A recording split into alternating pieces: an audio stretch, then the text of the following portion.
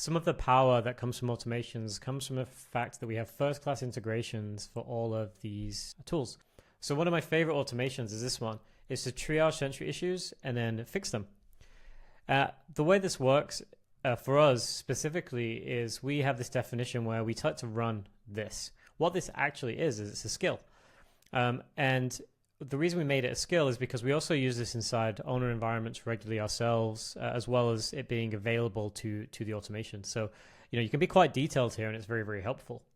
Now, effectively, what happens when this runs is that skill gets run, and we go ahead and make a pull request with any of the issues that have been created.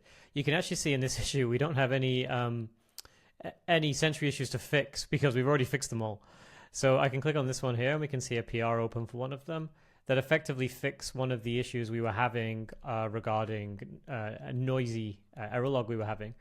And the agent goes ahead and makes a really small fix to this that's going to meaningfully improve our errors in Sentry, which means we reduce noise and we potentially reduce our Sentry bill too. So things like this are tasks that engineers don't love doing, and we make automatic as part of our automations product. So hopefully you have some ideas too, seeing this, how you can potentially use this. This one's set up in two ways. Right now it's set up to be a manual trigger, but I can also edit this and I can make it automatic. So I can set it to run up every day at 9:30 a.m. like it is here. This means I'll start my workday with a couple of bugs being fixed from Sentry already, ready to merge, and our backlog gets cleaner, and my focus for the day is going to be on product backlog rather than fixing this.